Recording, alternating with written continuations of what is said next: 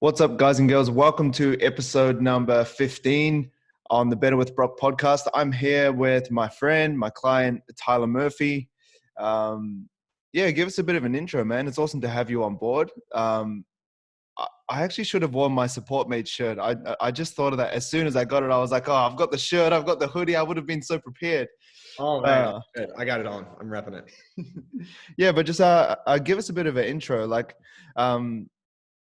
Just from my perspective, we've been working together for a while now, over 80 weeks. I think it's the end of this 8-week program will be week 88, which is like a long time, over a year, well over a year. But yeah, you've been through a lot. We've achieved a lot. But yeah, just give everyone a bit of an intro.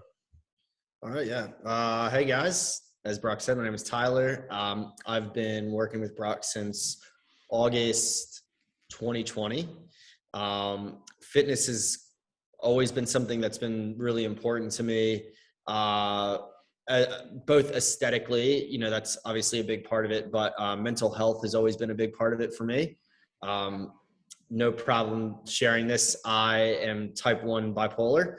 So for me, working out has always just been a matter of keeping a level head and just kind of getting rid of any anxiety and stress. And it's just a good serotonin boost for me. I've been in and out of the gym since I was 15, and I've done everything from like Barry's boot camp to I used to box competitively, just amateur, nothing big, but it was something I enjoyed. Not a lot of fun always getting punched in the head, but it was pretty fun getting to punch other people in the head. I guess everything's kind of always come back to just traditional style lifting for me. That's where it all started. I guess, achieving goals, whether it be with, nutrition and, body fat percentage, to, I guess, the big stuff being, like compound lifts and hitting a high, 1 rep max on a squat or a deadie or a bench. That's kind of where the main passion of it all lies for me, and it's why I enjoy doing it. Yeah, and that's one thing that I always try to gravitate towards, like focusing on being strong or developing your lifts. Because like, say with you, we've dropped like our first 8 weeks, 8 to 16 weeks, we got really lean. Like, yeah. We achieved a great body fat percentage in terms of what you're talking about. Aesthetics is an important thing. And I think anyone who says, oh, I just want to, I don't care about how I look, I think there's a little bit of lies in there. Like, we all kind of care about how we look, because it's not just about how we look, it's how we portray ourselves. It's our confidence as well.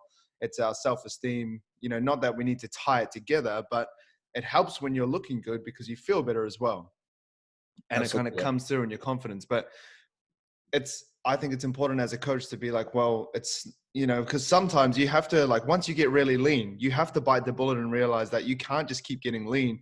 You're going to have to go through, a period of time where you get thicker, where you get, where you gain body weight, where you focus on building muscle, because you have to. That's the only way you can build muscle. You can't just stay in a calorie deficit for the rest of your life. And you've like strived, man. You've been hitting, especially recently, we've been doing 4 reps. You've been getting really strong. So what have you had to shift to go from like just chasing aesthetics to like getting stronger? Is it a mindset shift? Obviously I'm doing your programs, so I'm changing the programs and everything, but like, how do you kind of deal with that? Because it's tricky to go from I'm super lean to accepting that you have to put on body fat to get strong. Yeah. Oh, I think it's been it's definitely been a combination of things.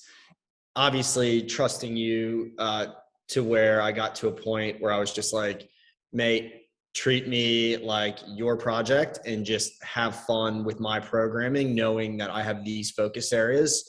And that was obviously my choice in the direction I wanted to go. But I think personally, what I had to really overcome was a mental thing.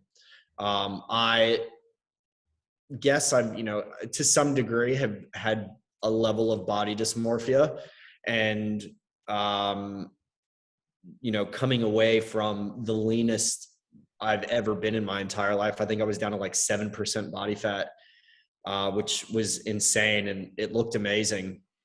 But when I finally got to a point quite recently where I realized that realistically for me, I enjoy food. I really enjoy food. And um, that aligning that with trying to get stronger just kind of goes hand in hand. And that because of that, I have to accept that I might have a little extra pudge here and there as long as I keep it controlled. And I think that that's probably been the biggest shift in my biggest journey over the course of working with you, is acknowledging that I have strengths in other areas and to really focus on that. And then being proud of the fact that I know I can get to that lean stage, but just being happy with the current part of the journey that I'm on and acknowledging those strides. Yeah, I think like that's what a lot of people forget. Like you can always go back there. It's not like I did that, I'll never be that person again. Like there's a lot of people online that do bodybuilding comps and they throw back to like competition day because they were that lean, and they like kind of glorify that, as if it's never going to happen again. But like you have to, if you want to change long term, like it's easy to be lean, but it's quite funny when you kind of meet these people online that say have big followings and they look quite jacked and quite huge. They're actually quite small because they try to stay like that the whole time, but you can't. Like I can get very lean and I stay relatively lean throughout the year, but there's times where I'm definitely thicker and I'm like carrying a bit more body fat, but that's when I'm like getting really strong, and that's where I'm building the most of my muscle mass. Like you have to kind of take it with both, because if you try to do both at the same time, it's really tricky. Like we've had that conversation before, because it's like but you've started to understand that you have to go through that stage where it's like, okay, I'm shifting the goalpost. Like I'm just changing the focus right now. I'm not trying to be lean. I'm not trying to see abs. I'm probably going to have to let go of abs and just, and just focus on being strong. And that's why it's important to focus on being strong, because it's not just about what you look like. It's more so about what your body can do. And you're getting really strong now, especially for your body weight. You're cranking out some good numbers. Yeah, I think, I had a moment in the gym on Saturday when I doing my deadlifts where I was feeling rough. I was just getting over being a little bit crook last week.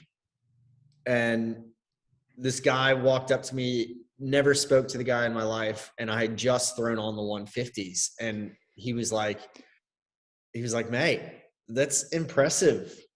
And that was like rocket fuel. And I thought to myself, I've never had anybody come up to me and be like, oh, you're so lean. I had somebody come up to me and say, acknowledge the effort I was putting into a certain amount of weight. And that was kind of like a weird light bulb moment of like, oh, I enjoy this type of programming so much more. And, full respect to anybody who's on the opposite end of that spectrum and you focusing on being lean and hypertrophy and all that, that angle of it. And if that's your forte, then by all means, keep rolling with it. But for me, having that, I guess, validation was a cool moment. And to be honest with you, I think that's what helped me hit that PB, was just that little comment from that guy that made me just cruise through it. Yeah. And I think it's great that you get to a point where you're focusing on what you can do with your body, because I think long term, when we look back at, we're 70, we're 60, we're probably not going to be walking around, feeling amazing or looking like Greek gods, having, having six packs or whatever. But we're still focusing on like what you can do with your body, like long term. And I always think about that. I kind of always zoom out and be like, okay, what are we going to look back at long term? And it's pretty much going to be like what you can do with your body. And if you can do this stuff now, that helps you build muscle. It helps you stay more sturdy, less fragile as you get older. And not that that's the real goal now, is like longevity or like prevention of injury as you get older, but like it all comes hand in hand, where this person that's just focusing on being lean 24/7, like you're not going to like harbor that longevity or those results long term. I kind of want to dive into a little bit and and excuse my ignorance, like I don't know too much about it, but type 1 bipolar, can you like give me a bit of a rundown of like what that's like? Yeah. Like just So, share what you're comfortable with. Like I don't want you to dive too far in, but you know, I don't know too much about it and like how yeah. that's impacted your journey. Oh, absolutely. So, there's type 1, type 2, and I believe there's now even a type 3. I was diagnosed in 2016. I had been diagnosed with depression when I was 18. And I feel like even at that time in 2004, bipolar still wasn't very, you didn't hear about it as often. So what it ended up being, when I was diagnosed with bipolar 12 years later, it turns out that I was misdiagnosed at the time with depression. So for me, and I think a lot of it's been environmental for me. So I was diagnosed when I used to live in New York City, and everybody's experience is different. So mine would be, bouts of manic. So I'd be like the life of the party. Let's go out. Let's party. I'd spend all my money, and then I wouldn't have money to make rent. And then I'd go into this deep depression, and I wouldn't get out of bed for 4 days. Um, you know, Harmful thoughts, though I never moved forward with those. Mm. Luckily, thankful. And boxing was a big part of my life at the time I was diagnosed. And talk about getting rid of anger and aggression. I was punching people in the face. Like it was a pretty awesome thing. And it was, like, for me, it was the perfect outlet. And I was still doing weightlifting and stuff at the time. But I think given my environment of New York City, where it's just go, go, go all the time. Yeah. And then having an outlet like boxing to where it was just the ultimate in, I mean, you do jujitsu. So there's just a level of like having that intense body contact where you're hurting someone, and it's not like I don't want to say like you get pleasure out of hurting someone, but you get pleasure out of like knowing that you're dominating that situation. Yeah, I was going to say dominance. It's more Yeah. so like you get that feeling like you have the potential to dominate someone Yeah, absolutely. or get So, dominated. so yeah, I mean, for me, that was my avenue at that time. That was my path. And, I'm on medication, and I'll be on medication for my entire life. And I have to check in with a psychiatrist every now and again. But since I've moved to Australia, and, the ocean is my kind of my happy place, I guess, if you will. And now living in a space where I can hear birds, and I can, see the ocean, and I have a better work-life balance. It's, the bipolar thing has luckily taken a back seat. But, again, I attribute fitness to a lot of that as well, is making sure that I'm listening to my mental health, and making sure that I'm listening to my body, and going into a space like the gym to make sure that I take care of myself.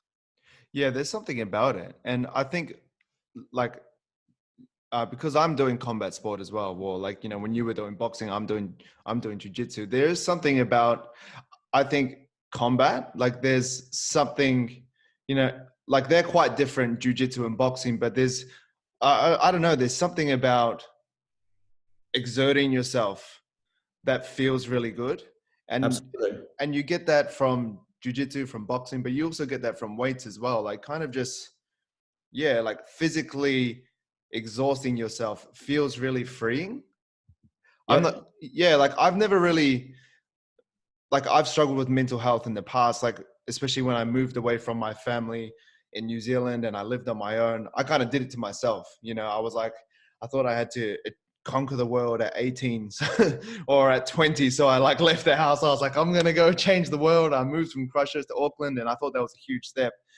But I lived on my own. I had no money, same sort of thoughts that I had. And like, I never really dealt with losing my mum when I was young. So I had this kind of stuff to face. I never saw anyone or got a diagnosis. So I'm not trying to claim anything like it's, and it's never going to be a competition of whose life is worse. But, I went through times, but even though I didn't do jujitsu back then, I always like exerted myself with training, or like at some points in my life I was into cardio. I'm definitely not into cardio now. But I would exert myself and I would always feel better, after, like, even though the situation hadn't changed, I would always feel better. So like, would you feel like that you would, like, if you felt these emotions, would you go to boxing, or would you try and apply that, or was it just something that you kind of did that was in the schedule that just made Yeah, you I feel think better? especially when I was training for a fight, I think, I don't think it was something that I consciously was like, oh, by going to the gym, I'm going to mentally feel better.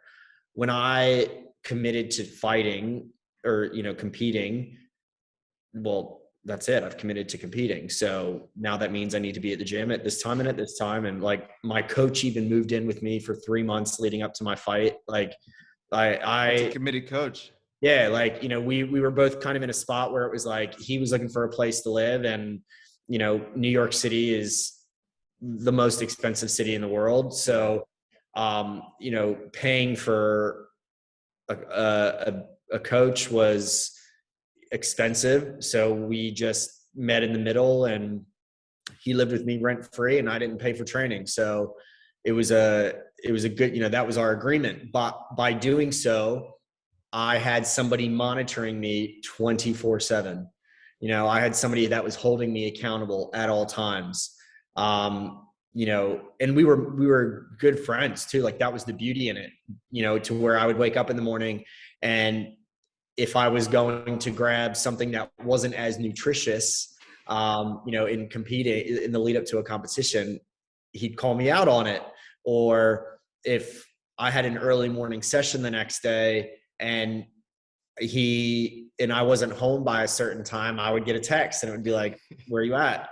And it was a very unique situation, but I committed. And by doing so, I got to the level I wanted to get to. But I guess, kind of bringing it back to your original question, I think maybe even subconsciously, by me committing to something, it's just like, I know that by doing so, it's going to have that positive effect on my mental health. And as opposed to just being like, well, I have to go to the gym today because of my brain. It's Yeah. just, It was kind of it's, like a ripple effect of that. yeah, absolutely. Yeah. And I think one part of it is feeling progress. I think that that's really healthy for our mental state as well. I think that the times where I was struggling, and I'm not saying this is the sole reason, but I felt a bit, I guess, purposeless, or kind of like, just going with it, like just cruising. But as soon as, like, say you competed or signed up for competing, then you had something to work towards, and then you Yeah. have this kind of progress that's pushing you. I feel like that really helps. Like, so for example, with jujitsu, the belt system is one of those things. Like, I'm a white belt. I got one stripe end of last year. That's like, oh, I'm making progress. And then I'll keep working hard, and then I'll get another stripe, and then another stripe, and then another stripe, and then I'll get my blue belt. And then, so you're kind of hooked up to this progress, which I think helps, because you feel like you're getting better, which helps you with confidence and all that kind of stuff. But you're also going somewhere. And that kind of applies everywhere, with work as well. Like, if you have these goals and you're making progress, like, I know you're a very goal driven dude. I feel like, and I am too, but I feel like I kind of have to be, because if I don't, like, even these days, if I feel like I've done all my tasks and stuff, I'm a bit of a wreck. I'm like, well, I don't know what to do with myself. I have all this energy. I want to apply it to things. And I feel like progress, or like just applying yourself to things, saying yes to things, or for you, signing up to competing, doing these things, like really applying yourself as a person. I think that, like, human beings were made to progress towards things as opposed to just kind of cruise. And I feel like when you get to that point, and this might just be my experience, so jump in if I'm, just kind of saying things that you're not super agreeing with. Like, I feel like when I'm applying myself to things, I feel like I'm a much happier person, because I feel like, it gives me purpose. Absolutely. And it's, I'm a very organized person. Like I love a good spreadsheet, and I think it's kind of a visual thing of like seeing things that are organized, and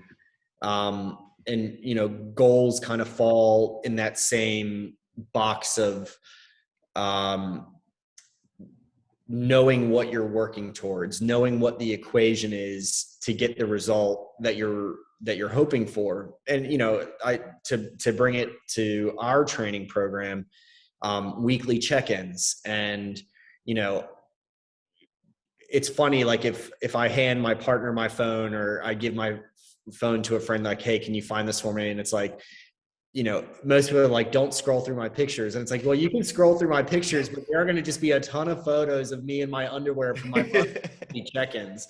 But it's having those weekly check-ins that you kind of look back on things, that everything kind of comes back into perspective of, wow, look how far I've come. And then that automatically, for me personally, just kind of triggers, well, if I've done that in that amount of time, what am I going to look at 8 weeks from now? Like, when I go back and scroll through my phone, what's the progress going to be? And creating that habit and creating that routine, I think, um, you know, is super healthy for me mentally. And knowing that I am working on a healthy routine for myself, which in turn, helps me kind of put myself out there for the rest of the world as positive as I can be.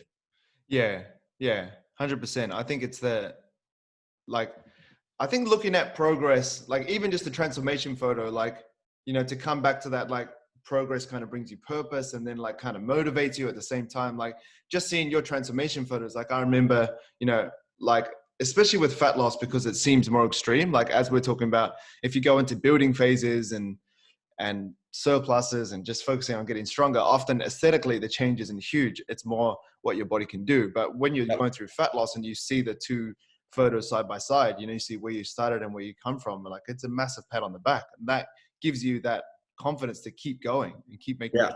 Absolutely. And one of the biggest things that I've learned in my time training with you is that you can actually eat whatever the hell you want, but just stay in your lane, stay in your limit, keep your goal focused. Like if I could eat one thing for the rest of my life, it'd be chocolate. I love chocolate. And there was a time in my life where I was like, I can't eat the things that I enjoy because that's going to result in, me not looking the way I want to look. And since working with you and having, tracking my daily calories, it's like, you can still eat those things and you can still have that. And, really finding the balance of having goals and routines and regimens, and balancing that with, I can still do the things that I enjoy. That's been an awesome takeaway from all of this.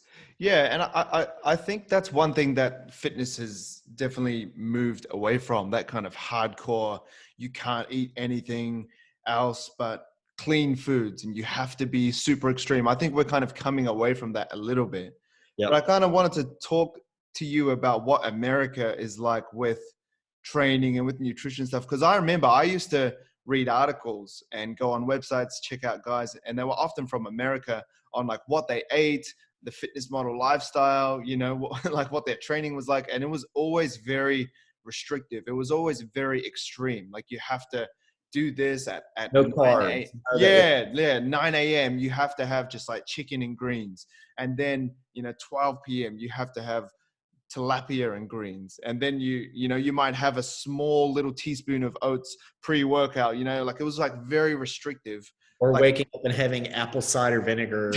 oh man, don't get me started. I'm embarrassed to say that I went through that at one point in my life.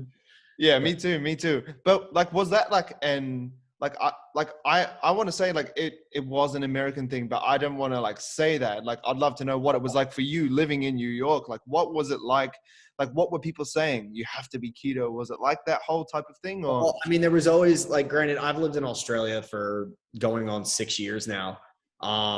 But I grew up in the deep South in America.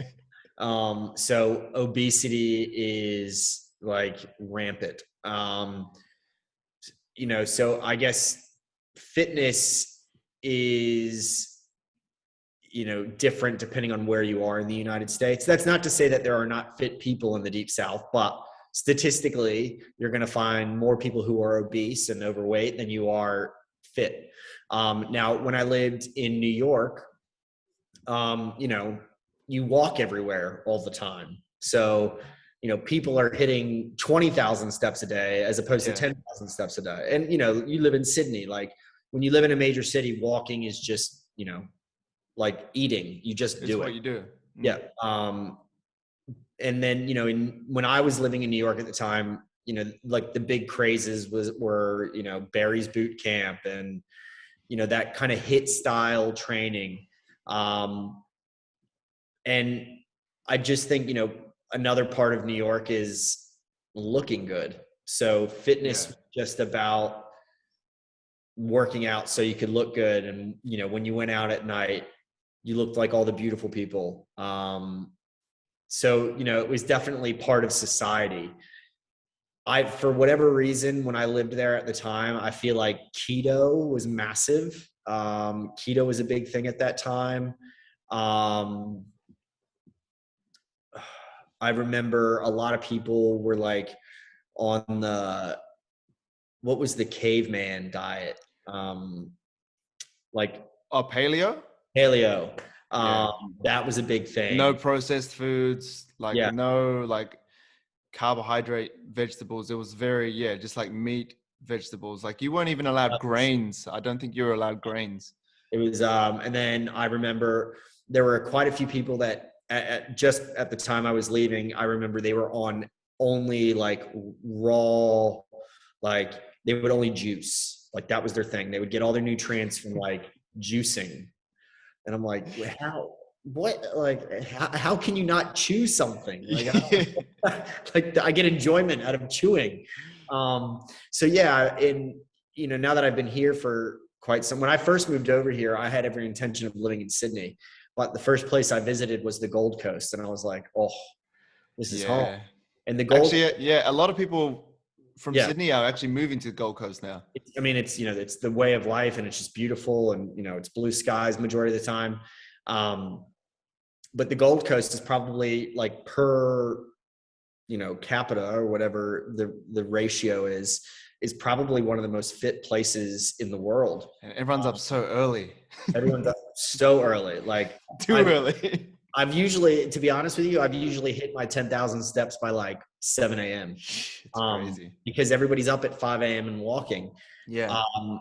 And so out of all of the places I've lived, just to kind of bring it back to your original question, I feel like fit culture is way more of a thing here. And I don't know if that's just a sign of the times and how social media has evolved and, kind of that overload of Insta models and influencers and that kind of life. But yeah, I think people are a lot more conscious of it in Australia. And I just think it's everything to do with, work-life balance and just quality of life I personally believe is better in Australia. Yeah, I've heard that. I've been to New York as well, just for a day, and to see the vibe there, it's very different. It's such a different vibe. Like I thought, coming from Christchurch, which is a small city in New Zealand, which is a small country, and then going to New York, I was like, I thought Auckland was busy, and then I thought Sydney was busy, and then you go to New York, and then you think Sydney is like a chilled holiday town. Like New York's crazy. You can't find space on the pavement to walk. It's super loud. All you can hear is like horns, like meh, meh, meh. Like everyone's like, get out of the way. Like everyone's going somewhere. I feel like that is very different to the vibe here, obviously in Australia, that whole work-life balance and the climate as well. Like it's nice weather here. People often, especially the Gold Coast, they go there for that kind of slower pace of life, like where you can get up and walk and enjoy the sun and walk your dog and do that kind of stuff. Where in New York, people are kind of really just kind of hustling. Oh, absolutely. And like that was a big reason why I left was, especially in the winter months, that would be when, the low points of my mental health would really, really hit, because in winter you wake up, it's still dark outside, and there's a good chance that by the time you get off the subway, when you're walking into work, the sun is just now starting to make an appearance. But because of all the tall buildings, you're not really getting that vitamin D. And then Yeah. by the time you leave work it's very normal. It's a very normal thing in New York to not leave work until 6:30 or 7 o'clock at night. And it's dark. You've missed Like, the sun. you've missed the entire day of sun. You may maybe dip out on your lunch break to get some lunch or whatnot, but that is not enough time for the human, body and mind to be, experiencing sun. And it's a very dark and gloomy place in the wintertime. Now, spring and summer, it's popping. It's a lot of fun. Mm. But for me, it just, that the hustle and bustle of the city, you never slow down. And even when you're sleeping at night, you hear all the noises going on subconsciously. And so your brain never shuts off. Mm. Um, so And yeah. I think also what you do for fun over there is different. Like just in bigger cities, like here in Sydney, like I've never really lived that New York lifestyle, but when you see your friends, should we go for a walk? Should we go for a swim? You're doing things that are active and fun. Or Yep. you're going to the park, like if they have kids and you're playing around and stuff like that. But I feel like in New York, and I went to LA and Chicago when I went over to America, and it was very kind of, let's meet up for dinner. It's like pretty sedentary, or like it's around eating or it's around drinking. And, Yep. obviously people in Australia still party, they still drink, and, they still do all that stuff. I feel like it's more common over here to do things a bit Focus. more physical and a bit, Yeah. or a bit like, healthy. Yeah. Not that you're trying to meet up and be healthy, but it just kind of happens because of where Yeah. you're based. Absolutely. Yeah. The focus is definitely different in terms of the various options. And, another reason for that in New York, in LA, people go hike, the stereotypical, they go do Runyon Canyon. And, Yeah, I've done that. there is a bit more of that element to where people can say, oh, let's go do something a bit more active today. But in New York, unless you're going to go walk in Central Park, that, as beautiful as it is, it gets old. And to do anything else, you have to take a train or a plane out of the city to experience any other kind of, environment. So yeah, I guess that was my long-winded answer as to how it's a bit different between the two spots.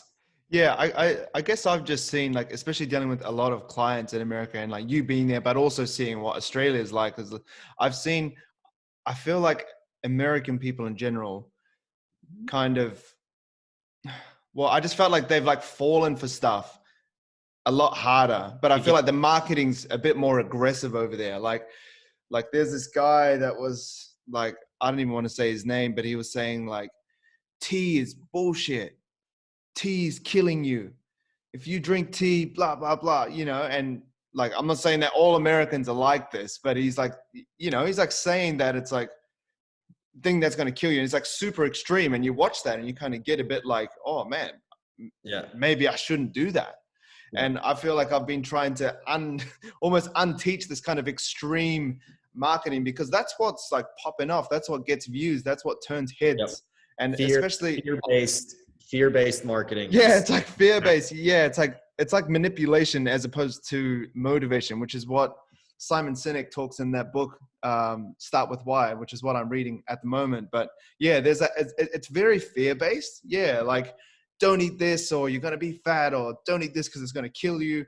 But the solution is wrapped up in their expensive package or their expensive product or whatever they have to do. Like, Yeah. once you step back and see it, it's very obvious. But I feel like, yeah, there's a lot of that. Like even that V-Shred dude, I'm not sure if you've seen him and pop up on your ads, but he pops up heaps on YouTube, and he's like, saying that you need to be having this one food to boost your testosterone. And if you're not having this food, then you're wasting your time in the gym, and this is how the six-pack celebrities get this. And obviously you have to sign up to this program to get it, but it's very like, if you're not doing this, like you're a failure, you're wasting your time. So immediately you're like, if you're buying into it, you're fearful that you're wasting your time, that you're not doing it right. It's just like an extreme version of I marketing. I think, feel like it's very yeah. prominent over there. Oh, absolutely. And I think another, especially in America, and as an American, I can say this, we're always looking for the fastest option, the quickest route to get to what we want. And that's 9 times out of 10. If it's too good to be true, it's too good to be true. So between, the fear-based marketing and this get skinny fast or get fit fast, Yeah. people are just kind of ignoring the reality of the situation. And for some people, it's just about taking the time to educate themselves. And again, a lot of the times people don't want to do that because they just want the quick route. It's such a hard sell because me as a personal trainer, like I come from New Zealand, like we tell it how it is. And I'm like, well, it's going to take a year to drop, someone's like, can I drop 20 kg? Someone told me I can do it in 4 weeks, or, someone told me I can do it in 8 weeks. I'm like, that's a lot of weight. Like that's going to take a lot of time. Like it's going to take progressive Yep. overload. And I like go into this, like actually what it takes, not the secret gimmicky bullshit. I'm like, this is what it's going to take. And then I just kind of lose them. It's like, well, like what mindset shift did you go through to change yourself from thinking I need it tomorrow to, okay, this is going to take work? Yeah. I mean, I think, I signed on with you, April, May, June, July, August, 5 months into COVID. So I knew that I wasn't going anywhere. Like I knew that we had some time to work on some things. And I definitely packed on the kilos in the initial few months of, not doing anything and living a sedentary lifestyle. So for me, I think it was just kind of a change in circumstances. Like I was just kind of forced to being patient. Yeah. I think a lot of people went through that when COVID hit. Yeah, exactly. Like we were just kind of forced to just take a step back and focus on the things that we could focus on and have to just kind of let everything else fall to the wayside and let it take its course in due time. And, personally, I feel like, our first 8 weeks together, there was a drastic change. There was a drastic change. Yeah. But that was because I just kind of put my, face to the ground and got the work done. And I'm glad that I did so, because I think it was that 8 weeks that really made me kind of shift perspective. And, I'm not someone that can sit here and think of different exercises and how to balance out my macros. That's why I come to you. And that's why I trust you to do that for me. But, it's a very simple thought process. Work out. If you want to gain weight, make sure you're having the right type of workout, but you're in a calorie surplus. You got to eat more. Or if you want to lose weight, you got to eat less. Like it goes hand in hand. And I think, signing on with you and learning those basic principles of if this is what you want, this is what you have to do, and sticking to it and realizing that there's no fad out there that's going to replace simple science. Yeah, that's one thing that people get messed up with is the whole method versus principles. So you're talking about the principles: calorie surplus to gain weight, calorie deficit to lose weight, training hard or progressive overload, training to a certain intensity. Like these are principles that it's based on. But going back to this kind of marketing that people are doing, they're talking about methods, which is completely different. And I'm all for methods if they work for you. Like if intermittent fasting works for Tyler, then I'm going to say, man, let's do intermittent fasting. But that's just a method. That's not a principle. And I think that's where people get a bit confused, because they think like I even have family members, and I never push my personal training onto them. Like, oh, you should do this diet or you should try this or that. I just kind of let them go through it, because I don't like people pushing stuff on me personally as well. So I just kind of let them go through. If they ask for me, I'll give advice. But if they don't ask, I'm not going to push it on them. And I have a family member that like started fasting, and she was like, I've lost weight because I've started fasting. And but straight away, there's this confusion with method versus principle, because she thinks it's the fasting, but it's not the fasting that's helping her drop weight. It's the calorie deficit behind it. She's like, I've lost 5 kilos and it's been a month. And I was like, that's awesome.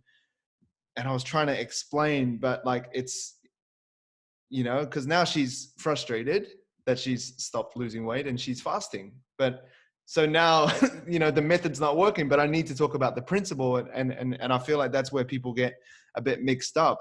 And it's that whole education thing in the background that you just need to have. It's like, that is actually what's making a change. But too many people are talking about methods: intermittent fasting, keto, vegetarian, now carnivores running rampant, eating raw stuff. And like, it's confusing. So I'm like, it's, you know, I'm grateful for people like you, because even you are like you'll tell your friends it's the calorie deficit or it's the calorie surplus. It's like principles. You have to train hard. You got to sleep more. You got to get your sun. You got to get your steps in. Like, these are principles that people can live by, as opposed to methods that people try to live by, but then they stop working. They get confused why they're not working. It's because the principles they're standing by aren't really working anymore. Absolutely. And I think people try to also overcomplicate things. They think, because it sounds smart when it's complicated. Exactly. Spot on. Spot on. And what people need to realize is, like, we are literally living, everybody's goes through their own journeys, but like when you just kind of break it down to, the discussion of fitness and wellness, it's literally the most simple thing. Like, walk, move. If you get, like, it is proven that if you move, it's better for your brain and it's just better for your body. And, either eat more or eat less, and eat the things you enjoy, but stay in your fence. Yeah. And you will tick all the boxes you are trying to tick to achieve your goals. And if you just realize that it's that simple, and, for me, the way I realized it was that simple is I just kind of put my faith in you and said, mold me, Brock. And mold me. I am your clay. Yeah, I am your clay. Mold me. And everything else, I look back at everything else I've tried to do in the past, and I'm like, how did I not get to this point sooner? Like, it just makes complete and total sense. Yeah. And I come back to that whole method versus principle thing. Like, even say you're doing Barry's boot camp, which is where you started, like, you think it's because you're doing Barry's. That's why you lost weight. Oh, how'd you lose weight? Oh, it's because I'm doing Barry's. It's not because of you. You know, like, there's no education of what actually Barry's did to get you there, because they companies often like to hide the principle, because then you can do it yourself. Because then you might stop going to Barry's. But I kind of think the opposite, where, like, if you actually empower them with the principle, if they go, they go. Who cares? I think there's plenty of fish in the sea. But I think if you empower people and give them the keys, they're probably more likely to stay than to leave, because they're like, thank you for getting me the results. Like, what else can I learn? And then you got a client for life, or you have a Barry's Bootcamp member for life. Like, that's my theory anyway, and that's kind of been proven, I guess with my personal training, where I've sustained clients for a long amount of time and, like, kept a good relationship, because I feel like I've almost been that hand when they're drowning in, like, misinformation. I'm like, come to the light side, where it's like, like, this is the light. And then I feel like people will stay. Like, with personal training, when I was face-to-face, and I'm not saying this to gloat or anything, but when I had face-to-face clients, I was very active for the first 3 months of my career in Sydney, because in Sydney was where I really stayed for a longer time and personal trained for 3 years. Like, I was very active for 3 months. I went from 0 sessions to about 60 plus sessions per week in 3 months. I was very hungry. I was, like, talking to people on the gym floor and, trying to get people into my client base and get people results, teach them things. And after that kind of 3 months, I never walked the gym floor again, because I would give people answers. They would get the answers, but they wouldn't leave and say, oh, thanks, Brock, I've used them for everything he's got and now I'm off. They would actually stay, because they learned and they got results. And then if people want results, they'll stay where they got them, because it's unfortunate. A lot of people don't get results. Like, it's actually very tricky to find a fitness solution whether it's diet, whether it's training, that actually works. So when people get it, they'll stay around. And I think that's true for like any business. Like if someone, like if a marketing agency gets you good, return on investment, you'll probably stay with them. Yeah, absolutely. You're kind of, I mean, you're like my fitness Yoda, like I just kind of keep coming back to you with, helping me to get what I want to achieve. And I think whether somebody's, coming to you personally or they're going to, the Barry's boot camps or whatever, that's kind of a tool for our toolbox. That's what is helping us work on ourselves. And if it works for you, well, then you're going to continue to use that tool. But just like any tool, you got to sharpen it to make sure that you can continue to use it. And that's what's going to, help propel you forward as you go along.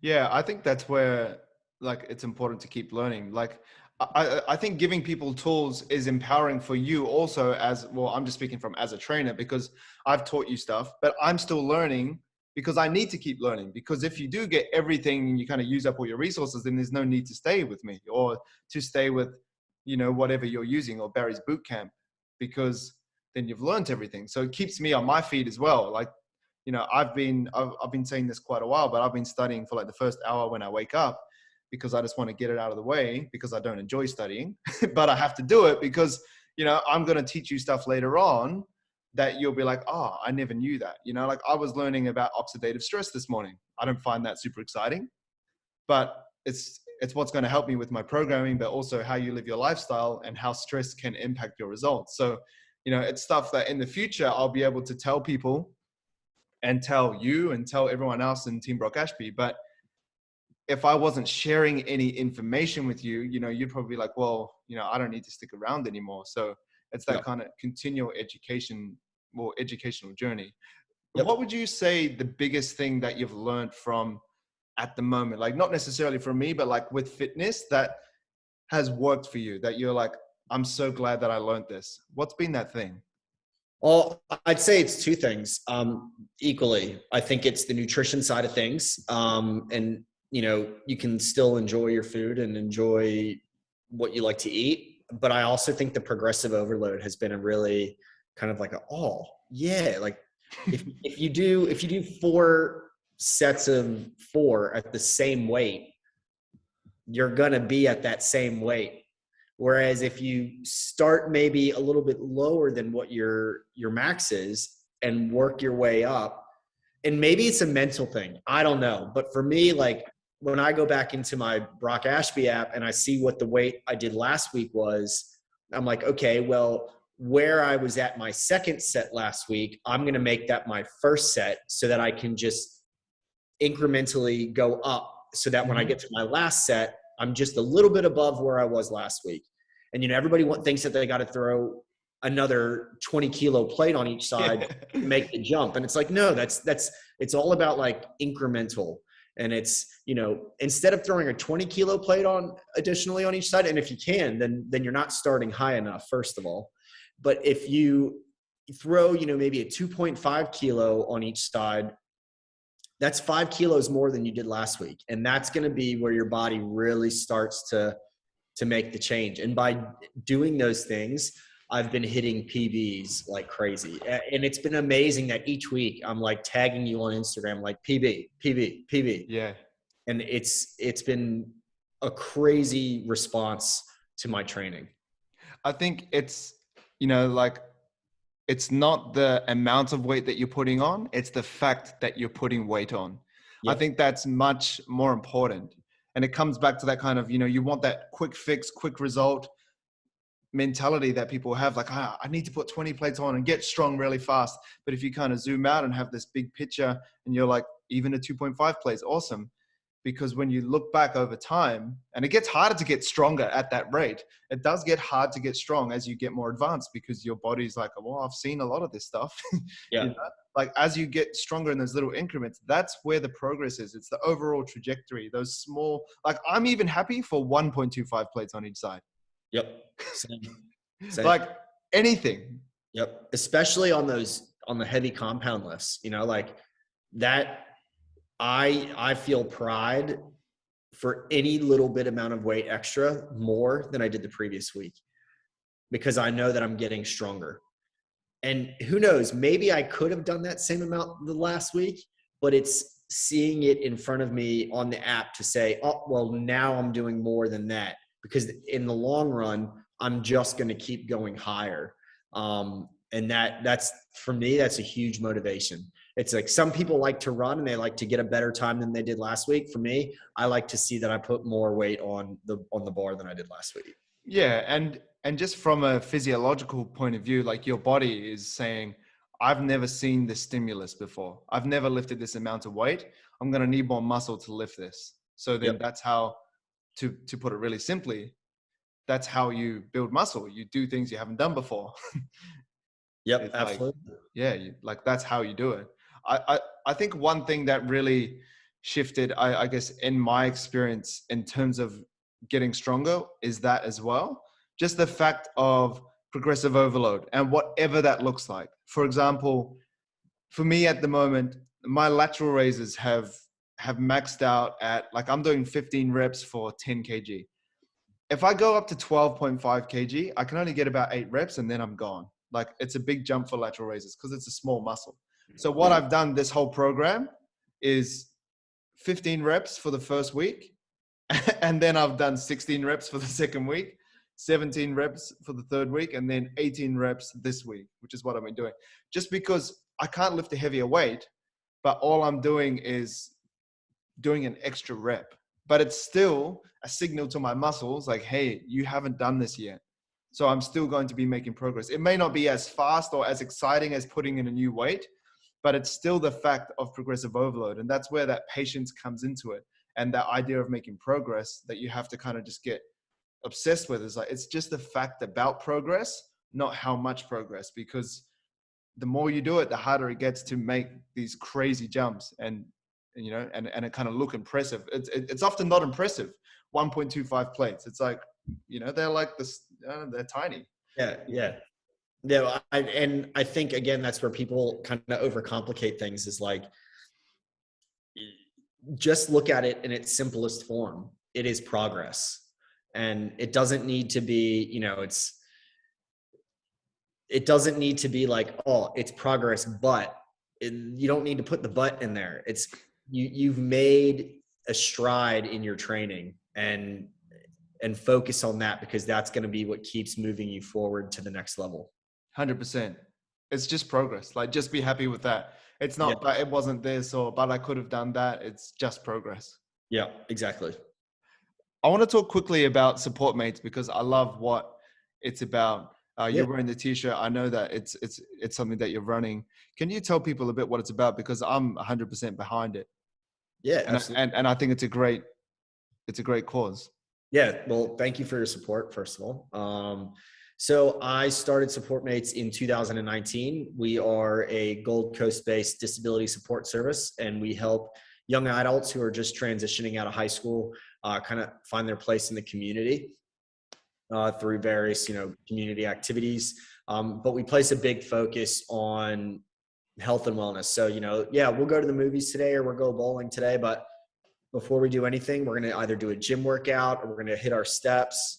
And we're just going to get movement going, because, these young adults are at a very crucial part in their life where forming healthy habits is kind of integral to them living a healthy, independent life. And there's going to come a time where, all of our crew come from very beautiful families. But the reality of the fact is that there's going to come a time where they can't depend on mom and dad anymore. Mm. And I don't know if they're going to be able to depend on us at a certain point. It is our goal to make sure that they flourish and move on to the next stage in life. But before they get to that next stage in life, I want to ensure that they are forming healthy habits. And, one of the things in the disability space that they talk about is choice and control. And choice and control is an amazing thing, that an individual should have the right to make their own choices. But I think it is our responsibility as someone who supports people with disability to educate them on healthier choice and control. and kind of putting them down a pathway where they're not going to end up with diabetes, or they're not going to end up obese. And that when they're living on their own, whether it be in a group environment or they're living, in their own apartment with 24/7 support, that they make the decision of, oh, hey, let's go out for a walk today. Or, oh, instead of going to Macca's, Hungry Jack's, or KFC, why don't we cook our own hamburger today? Mm. And getting them into that habit of just making a healthy choice. So what's ways that you will do that? So like you're walking, I've seen you've been actually going to the gym with them a few times. Yep. So we do gym programs 3 days a week. We do a swimming program where they actually do like full Olympic lane laps 1 day a week. We do we've got a great relationship with TAFE here on the Gold Coast, and we do a cooking course every other week, just like cooking healthy recipes. Nice. And then, then the rest of our days are spent, like the gang loves to go bowling, or they love to go see a movie. And, we do kind of like those prize activities, as I like to call them, as, like, you guys did a workout today, let's go do something, let's go do something wild and crazy. Yeah, like kind of like rewarding the good behavior. Yeah, absolutely. And do you think that helps them associate health and wellness or doing something good for yourself with something positive? Oh, absolutely. I think, a big part of the draw for our crew is that they're just getting to do it alongside their mates.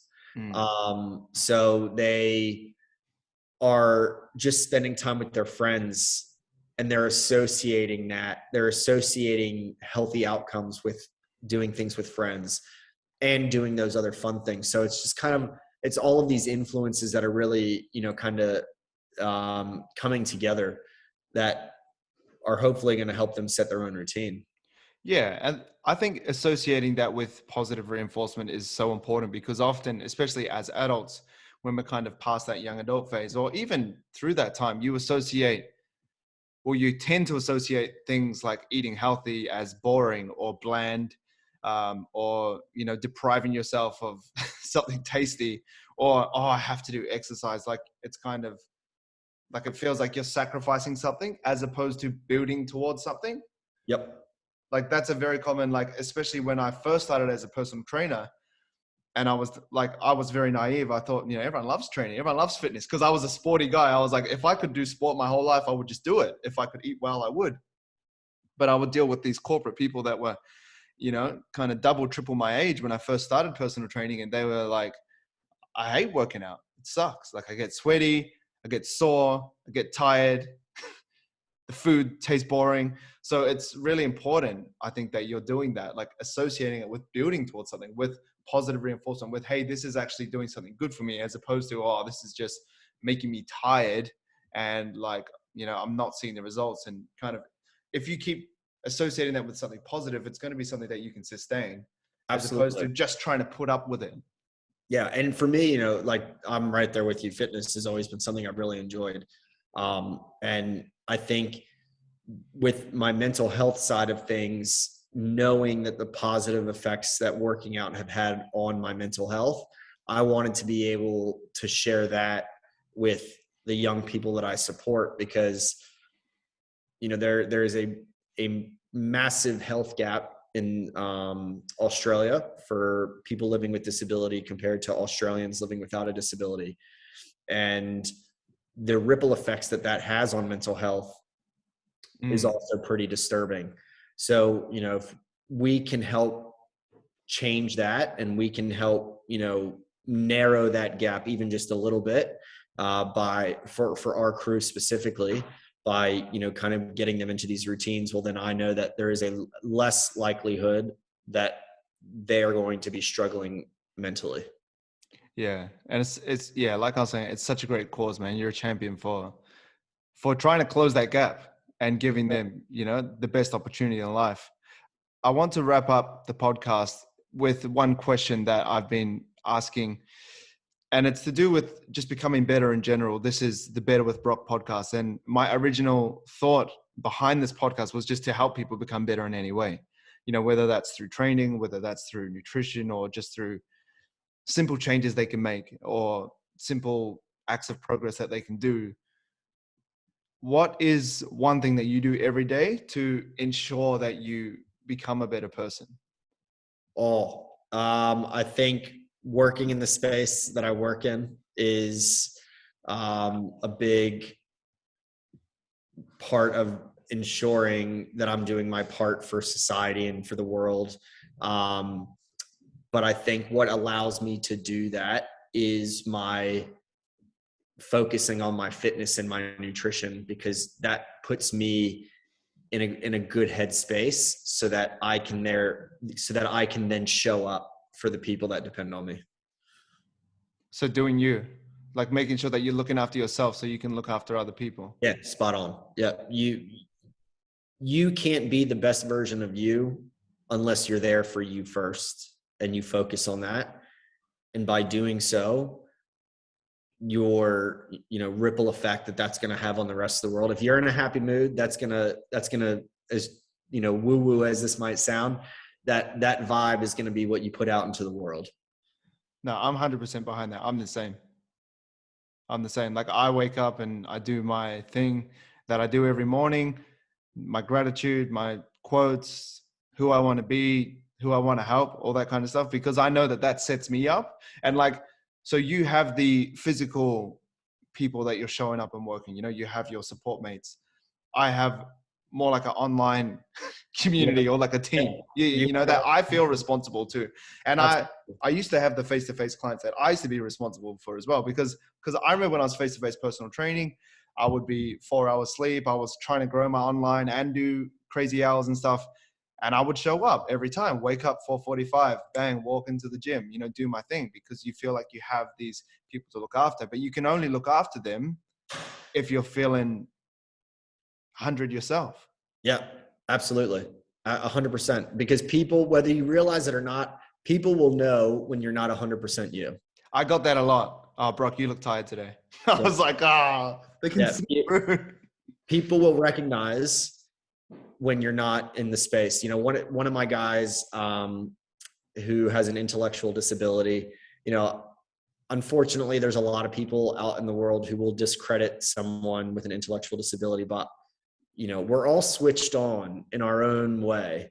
And, there have been a couple of times where he's gotten in the car and I'll leave out the expletives, but he'll be like, bro, what the is wrong with you today? And it's like, how did you, like, what, and they just catch it. And we are doing a disservice to the rest of the world if we're not looking after ourselves, because then we're not showing up for everyone else.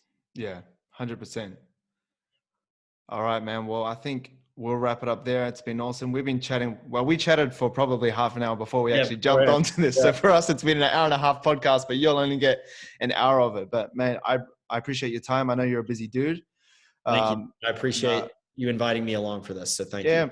Yeah, man. I wish you nothing but greatness with support mates, and obviously with your results, keep pushing hard, keep that progressive overload, keep slapping those 2.5s on, keep eating whatever you want, but staying within the fence. I like that. Yep. And yeah, man, we'll talk very soon. I'll see you in your underwear for your photos, your check-ins this weekend. This just turned into a very different type of podcast. Yeah, no, but actually I get kind of like, like you're saying, when you give someone your phone and they're looking through the photos, and it's going to be heaps of photos of you in your underwear. That's my phone too, except there's like, like there's you and there's all these kind of other people around the world, and people are looking through my phone like, what is this guy doing? Like there's all these people like half naked in my phone. I swear it's just body transformation coaching. That's it. All right, man. Well, thank you very much. I appreciate it. All right, man. We'll talk soon. Thanks, bro. Cheers.